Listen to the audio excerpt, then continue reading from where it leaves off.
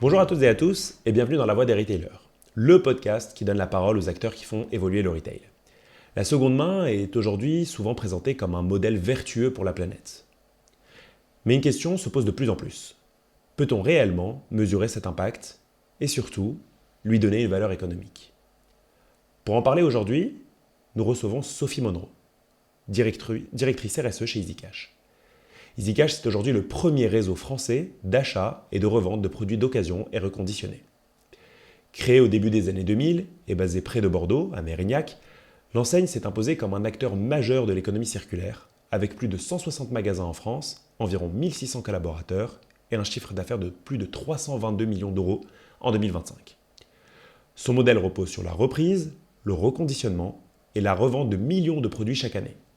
De la téléphonie aux jeux vidéo, en passant par les bijoux ou la culture, avec un objectif simple, prolonger la durée de vie des objets. Ce positionnement place naturellement EasyCash au cœur des enjeux de transition environnementale, mais aussi de mesures concrètes de l'impact de l'économie circulaire. Bonjour Sophie, tu es directrice RSE chez EasyCash. Est-ce que tu peux commencer par te présenter et nous expliquer quel est ton rôle aujourd'hui au sein du groupe?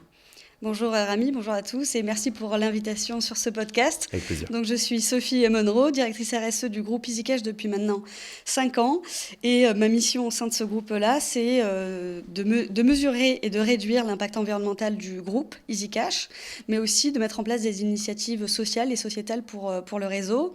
Ça consiste finalement à engager les magasins dans cette démarche-là par la mise en place d'initiatives très concrètes en point de vente, la sensibilisation de nos consommateurs à la seconde main, mais aussi de prendre en compte les enjeux réglementaires et les enjeux business, donc de façon très pragmatique, et de venir mesurer les impacts positifs et négatifs de ce modèle d'affaires. Tu me disais un peu plus tôt, quand on parlait en amont de ce podcast, que dans le cadre du développement d'EasyCash, j'en ai parlé tout à l'heure, c'est en croissance permanente de plus de 5% chaque année. Vous avez l'ambition d'ouvrir de nouveaux magasins, un certain nombre de nouveaux magasins cette année. Vous êtes allé voir des investisseurs.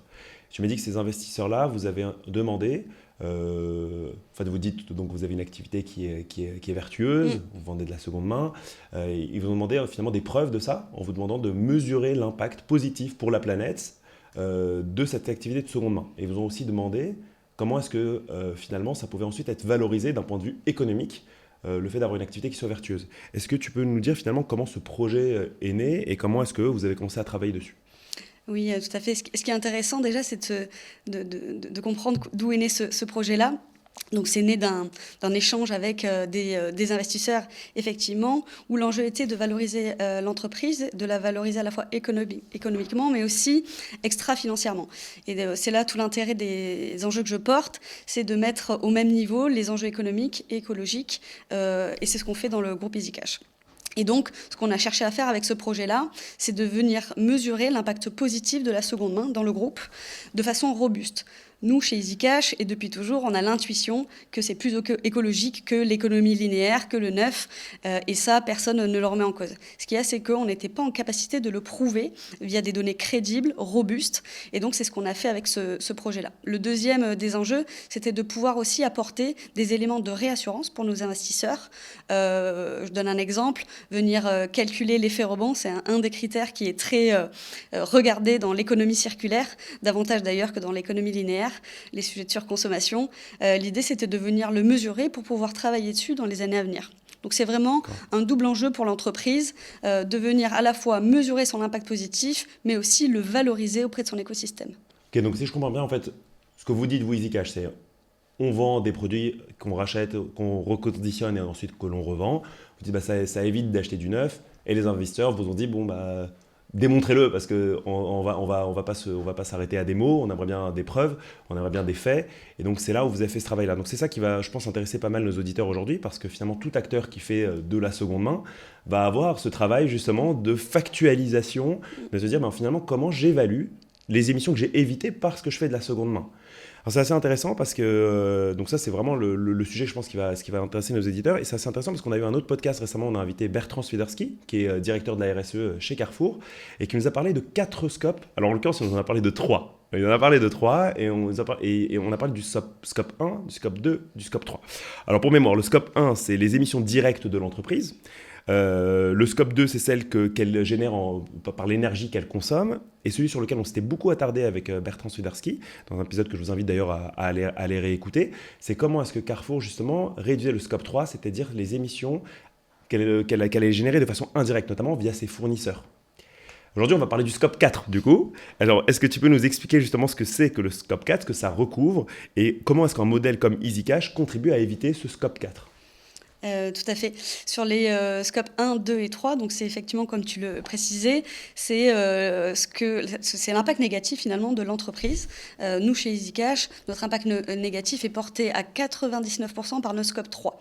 Les déplacements de nos clients qui viennent nous vendre ou acheter des produits, l'activité en magasin, notre activité de reconditionnement, et l'utilisation des produits par ailleurs. Donc ça, c'est évidemment un exercice sur lequel on s'est prêté. Donc on a mesuré notre impact environnemental négatif. Mais ce qu'on a voulu aussi faire, c'est mesurer notre scope 4.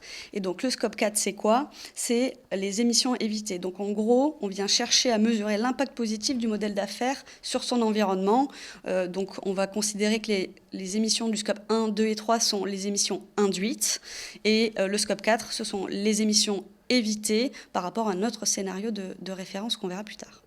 Très bien. Et alors, c'est assez abstrait quand on n'est pas... quand on n'est pas spécialiste du sujet, ça peut paraître assez abstrait. Est-ce que tu peux nous dire que globalement, donc moi, ce que je comprends bien, lorsque je vais acheter un téléphone reconditionné d'occasion dans une boutique EasyCash, du coup, je ne suis pas allé acheter un téléphone neuf.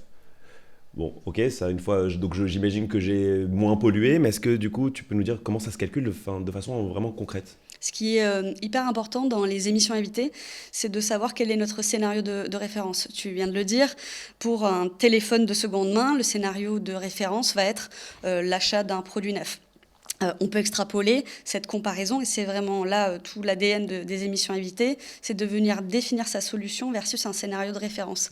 Si je prends une entreprise qui vendrait des vélos électriques, et donc l'usage c'est se déplacer pour 20 km, elle pourrait comparer cet usage-là à l'usage d'un véhicule thermique pendant 20 km, et donc on va dire le delta de ces deux scénarios serait les émissions évitées. Donc ça, c'est la version simpliste de mesure. On est presque tous capables de le faire, si tant est qu'on ait les émissions induites de notre scénario de référence. Donc, ça pollue de combien quand on produit un téléphone neuf, et les émissions induites de notre scénario numéro 2, qui est le scénario de remplacement. Donc, on va dire acheter un produit de seconde main chez EasyCash, par exemple.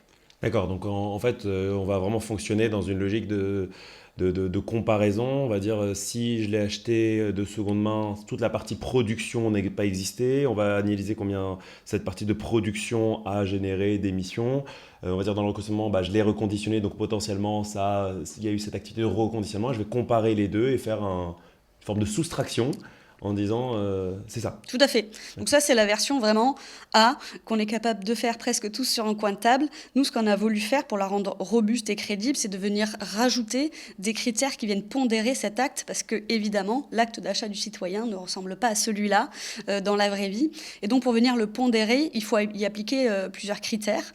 Le premier, c'est la durée de détention du produit. D'accord. Évidemment, plus on va garder son produit de seconde main plus longtemps, plus ça va avoir un effet bénéfique sur l'impact positif généré. Donc du coup, pour faire ça, comment on a fait ? On est allé faire une enquête consommateur et on a posé la question à nos consommateurs qui ont vendu et qui ont acheté des produits chez nous, combien de temps ils l'avaient gardé et combien de temps ils pensaient le garder. Donc c'est un des critères qui vient pondérer de façon juste par rapport à, on va dire, un acte citoyen réel de consommation, cette méthodologie-là qui est un peu froide. Un des deuxièmes critères qu'on peut utiliser, c'est le taux de remplacement. Tu le disais là aussi dans ta question, c'est 100% des achats de seconde main ne remplacent pas un achat neuf. Et donc, ce qu'il faut, c'est le pondérer. Donc, c'est ce qu'on va appeler le taux de remplacement, c'est-à-dire est-ce que vraiment cet achat est venu remplacer un achat neuf qui aurait été fait par ailleurs par le consommateur. Et là, aussi, pour avoir une donnée empirique, on est allé questionner nos consommateurs sur qu'est-ce qu'ils auraient fait s'ils n'avaient pas trouvé le produit chez nous. Est-ce qu'ils l'auraient pas acheté ? Et dans ce cas-là, on est sur une action de surconsommation. Est-ce qu'il aurait acheté neuf ? Et dans ce cas-là, on est réellement dans une action de substitution. Ou est-ce qu'il n'en avait pas besoin ? Est-ce qu'il aurait loué, etc. Donc tous ces scénarios-là ont été travaillés via notre enquête consommateur. D'accord, c'est très intéressant. Donc, et est-ce que cet aspect déclaratif, vous l'avez challengé? Parce qu'au final, vous posez la question au consommateur de ce qu'il aurait fait autrement et quelle valeur est-ce qu'on peut donner à du déclaratif? Il y a toujours des biais quand on questionne nos consommateurs. Je vais prendre un exemple.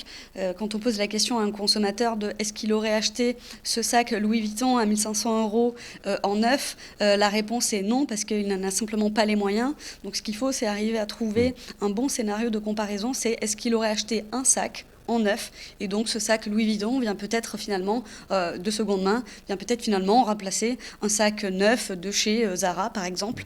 L'idée c'est d'avoir quand même un produit de la même gamme pour le considérer comme une vraie substitution dans le scénario.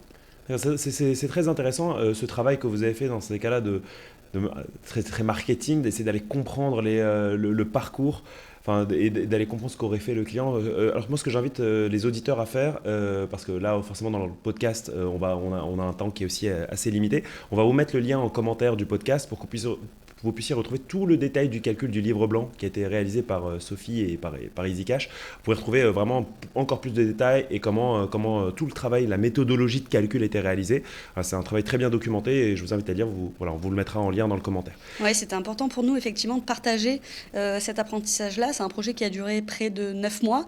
On a défriché pas mal de sujets et ce qu'on voulait, c'était le partager en open source au plus grand nombre. Donc vous pouvez y retrouver les questionnaires qu'on a posés à nos consommateurs avec le détail des questions, les résultats aussi de l'ensemble de ces questions-là et les itérations qu'on a fait autour de la méthodologie des émissions évitées. L'idée de ce livre blanc, c'est que le plus grand nombre s'empare de cette méthodologie pour faire de demain les émissions évitées d'un indicateur stratégique dans l'économie circulaire.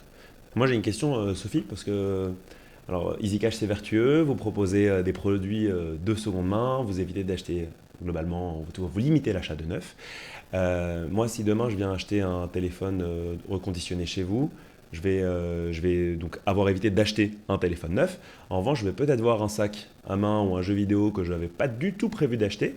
Et à ce moment-là, je vais acheter plus que ce que je n'aurais acheté, parce que finalement, je ne l'aurais pas acheté ce sac. C'est simplement que je l'ai vu. En plus, je l'ai vu à un prix intéressant, parce que en seconde main. Donc moi, la question que j'ai envie de te poser, c'est est-ce que finalement, il n'y a pas aussi... est-ce que vous prenez en compte ça, en fait, le fait que vous pouvez aussi potentiellement inciter à acheter plus? Chez EasyCash, on est toujours exigeant et prudent et il faut l'être notamment lorsqu'on préempte ce sujet-là l'impact positif de la seconde main et donc pour éviter toute forme d'allégation environnementale trompeuse ou de surestimation du bénéfice environnemental, il faut le pondérer. On l'a vu qu'on l'avait pondéré par la durée de vie, par le taux de remplacement, mais on a aussi voulu le pondérer de l'effet rebond. Donc l'effet rebond, c'est quoi? C'est acheter un produit dont on n'avait pas forcément besoin. Pourquoi? Parce qu'il y a une offre attractive devant nous, comme ce sac à main dans ton exemple.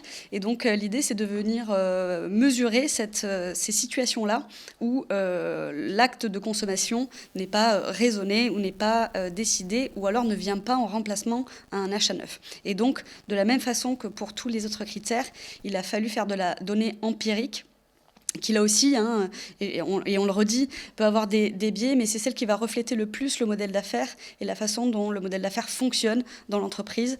Donc c'est important de prendre en compte cet effet rebond-là, justement pour éviter de surestimer les émissions évitées. Ce qui est aussi important à souligner, c'est que malgré la pondération de ces trois critères-là, l'impact environnemental est largement supérieur à un achat neuf. Donc on est très exigeant sur la mesure de l'impact environnemental, mais cette solution d'achat d'équipements de seconde main reste malgré tout toujours plus vertueuse qu'en achat neuf. D'accord. C'est très clair. Et est-ce que du coup, dans le livre blanc qu'on va mettre en commentaire, est-ce que toutes ces spécificités, ces pièges sont expliqués? Enfin, je demande pour des retailers qui pourraient avoir le même sujet. Oui, on a vraiment détaillé pas à pas l'ensemble de la démarche. Okay. Donc, vous verrez dans le livre blanc, on a 3 modélisations. Une modélisation déclarative, une modélisation super prudente. L'idée, c'est aussi, en fonction de l'utilisation que vous allez vouloir faire de ce chiffre, et on verra par la suite de ce podcast comment on peut valoriser cette quantité-là, une fois qu'on a mesuré cette donnée. Et donc, charge à vous d'adopter le meilleur scénario, le plus prudent ou le plus déclaratif en fonction du cas d'usage de cet indicateur. Ok, merci beaucoup, c'est très clair. Donc dans cette première partie, au final, on a pas mal évoqué la notion de calcul. Qui dit calcul dit résultat. Donc, j'aimerais bien maintenant qu'on évoque ça. Donc, il me semble que tu m'avais parlé de 28 000 tonnes de CO2. Oui, c'est ça. Sur Le groupe scope 4. EasyCash, sur une année, permet d'éviter près de 28 000 tonnes de CO2. Et donc, effectivement, c'est sur un périmètre toute famille de produits, parce qu'on n'a pas parlé des familles, mais on a fait l'exercice sur l'ensemble des familles qui sont portées par le groupe EasyCash. Et ces 28 000 tonnes de CO2, maintenant qu'on a le calcul, parce que pour rappel, on a des investisseurs, alors ce n'était pas le seul levier, ce n'était pas le seul motif, mais qui vous ont demandé finalement comment est-ce que vous le calculez, donc vous leur avez répondu comme ça. Donc ça fait 28 000, et maintenant comment finalement on va le valoriser en fait, comment est-ce que ça va devenir un levier économique pour vous? Effectivement, on aurait pu s'arrêter là finalement, puisqu'on avait la valeur, avec une méthodologie crédible et robuste. On a décidé quand même de se dire comment on peut exploiter cette donnée, et on peut l'exploiter de 4 manières différentes. Dans ce podcast, on reviendra sur une plus précisément. La première, c'est auprès de notre consommateur. Donc, on veut se servir de cette donnée pour sensibiliser le consommateur sur son action. Donc, chez EasyCash, à la fin du ticket de caisse, comme chez Biocop, vous retrouvez les tonnes de CO2 évitées par l'acte d'achat, sur un smartphone, par exemple. Mais vous retrouvez aussi l'impact environnemental émis. Donc, on a bien les deux volets, le bénéfice environnemental et l'impact négatif de l'achat. Donc ça, c'est un des premiers leviers, sensibiliser le consommateur sur son action.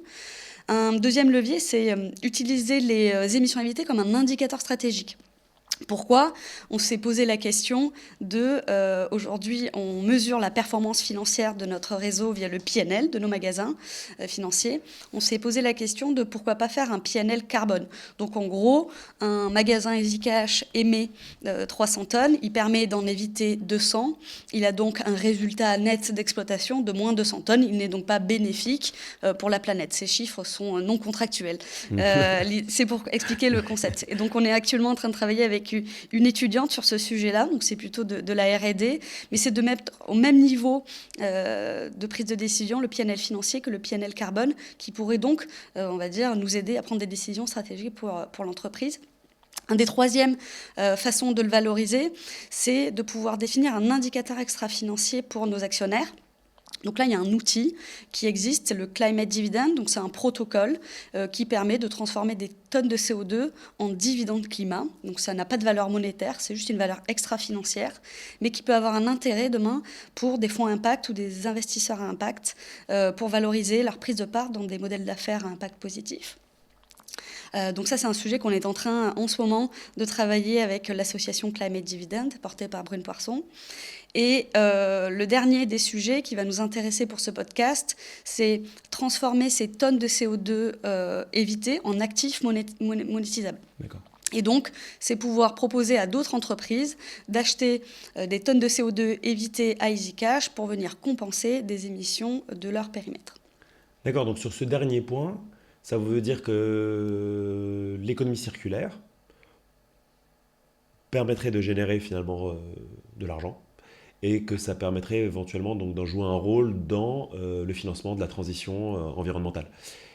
Et à ce moment-là, donc vous, là si je prends EasyCash, quel rôle vous auriez à jouer sur ce point-là? Nous, ce qu'on a fait du coup, on s'est posé la question de est-ce qu'on pouvait transformer ces tonnes de CO2 en crédit carbone, puisque l'idée c'était de transformer ces tonnes de CO2 en produits financiers transmissibles. Et donc, pour ça, on s'est adossé à une méthodologie certifiée, ICROA, qui est l'organisme certificateur. Cette méthodologie, elle est portée par l'organisme Rainbow. Et grâce à Rainbow, on a pu transformer nos 28 000 tonnes de CO2 en crédit carbone. Il faut savoir qu'une tonne de CO2 vaut un crédit carbone. Aujourd'hui, le crédit carbone a une valeur monétaire sur le marché d'environ, on dirait, entre 10 et 20 euros la tonne, sur un marché français, je vais parler. Et donc, pour ceux qui ont envie de calculer, avec nos 28 000 tonnes, on a pu transformer, on va dire, aux alentours de 500 000 euros pour venir subventionner des projets à impact. Ce qui est important dans ce projet-là, c'est pas de l'argent qu'on va se mettre dans les poches, c'est, on va dire, réinvestir l'argent récupéré dans des projets à impact. Chez EasyCash, pour vous donner un exemple, on a décidé de développer des ateliers de réparation dans nos magasins pour justement éviter d'envoyer des produits à un réparateur externe, produits soit en SAV, soit en réparation avant-vente. Et donc, on a pu permettre à nos franchisés d'acquérir du mobilier, des formations, des outils à moindre coût, avec ce qu'on a appelé le coup de pouce répar, dans lequel, en fait, comme une subvention, on a redistribué une partie de la valeur générée par les crédits carbone. Oui, c'est très clair. Pour revenir sur, on arrive à peu près à la fin, on n'est plus très loin de la fin de notre podcast, mais donc j'aimerais revenir sur notre problématique initiale, qui était comment mesurer ces émissions évitées. Donc là, on en a parlé, on a expliqué comment vous calculiez les émissions évitées, on a pu les quantifier en tonnes de CO2. Ensuite, tu nous as expliqué comment finalement on permettait de les monétiser. Donc maintenant, quand vous pouvez les monétiser, la question que je me pose, c'est-à-dire que finalement, vous pouvez soit les réinvestir, comme tu viens de dire, dans certains sujets, typiquement la formation. Est-ce que vous pouvez aussi les revendre à des entreprises qui d'une certaine façon, en fait, en achetant ces crédits carbone, permettraient aussi d'améliorer leur bilan carbone? Ce qui est important, c'est de comprendre comment marche le marché du crédit carbone. Et qui achète des crédits carbone aujourd'hui. Donc il y a deux types de marchés. Le premier, c'est le marché réglementé. Donc ce sont des gens, des entreprises qui sont obligés d'acheter et de compenser leurs émissions. C'est souvent des secteurs, on va dire, largement dépendants aux énergies fossiles. On va penser notamment aux avionneurs. Donc eux, ils ont des quotas d'émissions et donc chaque année, ils doivent acheter des crédits carbone pour compenser leur trop-plein d'émissions induites. Il y a un deuxième marché qui est un marché volontaire. Donc là, c'est les directeurs ou les directrices RSE de groupes qui souhaiteraient compenser leurs émissions résiduelles. Donc sur le scope 1, 2, 3, ils devaient réduire de 200, il en reste toujours 100 tonnes incompressibles. Ces 100 tonnes, ils peuvent décider de les compenser via l'achat de crédits carbone. Et donc là, c'est plutôt une démarche volontaire. Et pour ça, ils ont le choix d'acheter des crédits carbone auprès d'un label bas carbone sur la plantation d'arbres, par exemple. C'est un mécanisme qui est très populaire et très connu. Mais depuis 2024, on peut aussi acheter des crédits carbone dans le reconditionnement électronique, notamment portés par des projets comme celui d'EasyCash. Et alors, c'est-à-dire une question un peu peut-être qui peut sembler un peu cynique, mais si j'ai la flemme de planter des arbres ou de faire des efforts sur ma propre activité pour la rendre plus vertueuse, est-ce que je peux pas me dire, moi, je vais aller voir EasyCash et puis je vais leur racheter leur crédit carbone? Bon, vous, ça vous arrange parce que d'une certaine façon, on vous achète vos crédits carbone, et puis moi, ça m'arrange parce que moi, ça sera toujours plus facile de payer que de faire un effort. Ce qui est important dans ce sujet-là du scope 4, c'est que ça ne doit pas être une excuse pour travailler sur son scope 1, 2 et 3. Pourquoi? Ce sont deux effets complètement différents. On va dire le scope 1, 2 et 3. Chaque entreprise se doit de réduire au maximum son empreinte environnementale. Et par ailleurs, si son modèle d'affaires le permet, comme c'est le cas chez nous, chez EasyCash, on peut, via le scope 4, mesurer des émissions évitées. Sur la compensation, c'est la même logique. Avant de compenser, il faut d'abord s'attaquer à la réduction. C'est d'ailleurs pour ça que chez EasyCash, on a formalisé notre trajectoire de décarbonation à horizon 2030 et qu'on projette justement les efforts de réduction qu'on va faire sur notre modèle d'affaires. Ok, c'est très clair. Merci beaucoup. Donc en fait, si je résume, avant d'aller acheter, il faut il faut aussi démontrer des efforts qui ont été réalisés.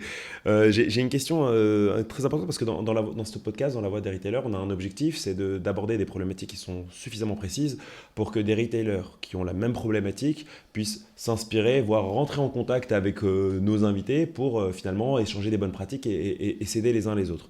D'ailleurs, on a un épisode qu'on va tourner avec Valentin, votre DSI, responsable d'innovation et BizDev, qui parlera des outils, des formations, de tout ce que vous avez mis en place, parce que vous êtes fort de 25 ans d'expérience. Donc, je vous invite aussi les auditeurs à attendre cet épisode-là, qui sera aussi très intéressant sur les apprentissages et les quick wins que vous allez pouvoir en tirer. Moi, j'ai une question justement d'ouverture là-dessus, Sophie. C'est au final, il y a peut-être des retailers. Vous êtes des pure players de l'économie circulaire. Donc finalement, peut-être aussi que pour vous, le SOP 4 et les émissions évitées, c'est intuitif de se dire mais qu'est-ce qu'on évite de faire à travers cette mission première qui est la nôtre.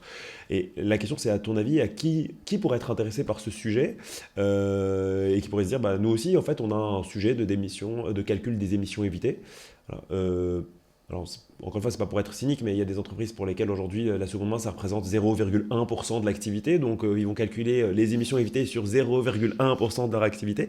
Mais finalement, voilà, est-ce qu'on pourrait ouvrir un peu ici aussi les chakras pour savoir finalement qui pourrait être intéressé par ce sujet demain. Et évidemment, ceux qui vont se sentir concernés après cette question, n'hésitez pas à rentrer en contact avec nous. Mais voilà, d'après toi, qui ça pourrait intéresser aujourd'hui? Pour nous, déjà, c'est une raison de plus pour montrer que le modèle de l'économie circulaire est vraiment le modèle de demain. Cet indicateur-là et la façon dont on peut l'exploiter, le valoriser, jusqu'à en créer un nouvel actif pour l'entreprise. Il ne faut quand même pas l'oublier. Il y a 2 ans, dans le groupe EasyCash, cet actif n'existait pas. Et donc, on vient de le créer. Donc, c'est vraiment une opportunité de financement de la transition écologique pour les entreprises.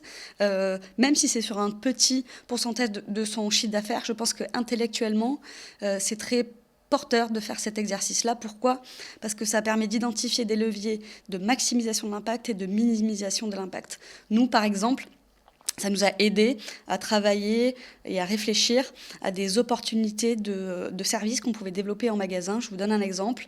On a toujours cherché à craquer le modèle de la location dans nos magasins et on a toujours voulu faire de la location sur des produits tech, etc. Et finalement, ce qu'on voit, c'est que ce qui est important de faire circuler, c'est les produits qui sont en libre-service, le livre, le CD, le DVD, et que finalement, la location ou l'abonnement peut être plus importante et intéressante sur ces produits-là pour maximiser à la fois la valeur économique, mais aussi la valeur environnementale. Donc typiquement, faire cet exercice-là peut aussi apporter des éclairages sur des opportunités de services business pour telle ou telle famille. Donc ça, c'est un des premiers apprentissages. Moi, je pense que toutes les entreprises n'ont pas la chance d'avoir un scope 4 et de pouvoir, en tout cas, le claimer, on va dire. Par contre, toutes les entreprises peuvent réduire leur scope 1, 2 et 3 et avoir besoin demain de compenser leurs émissions via l'achat de crédits carbone. Et nous, on ne peut que conseiller de venir acheter des crédits carbone dans des projets qui sont faits en France avec un ancrage territorial fort, comme le fait le groupe EasyCash. Et après, lorsque vous aurez développé ce segment de l'économie circulaire, travailler ces sujets-là pour demain, on va dire, créer cet actif monétaire pour réinvestir dans ce projet-là et finalement, en circuit clos, venir alimenter financièrement votre projet que vous allez mettre en place. Très bien, c'est très clair. Écoutez, en tout cas, je parle aux auditeurs. Et si vous avez aussi des sujets sur les émissions évitées et sur des questions sur comment les calculer, comment les valoriser, j'espère que ce podcast vous aura permis de répondre en tout cas à certaines de vos questions. Merci beaucoup Sophie pour tous ces éclairages passionnants qui nous permettent de mieux comprendre comment calculer son scope 4 et puis ensuite valoriser ces émissions carbone évitées. Merci beaucoup Rami.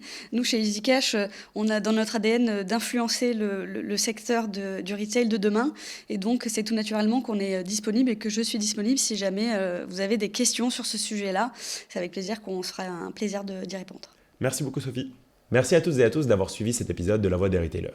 N'hésitez pas à nous suivre sur YouTube, Spotify et LinkedIn. N'hésitez pas également à liker, commenter et partager. À très bientôt dans un prochain épisode.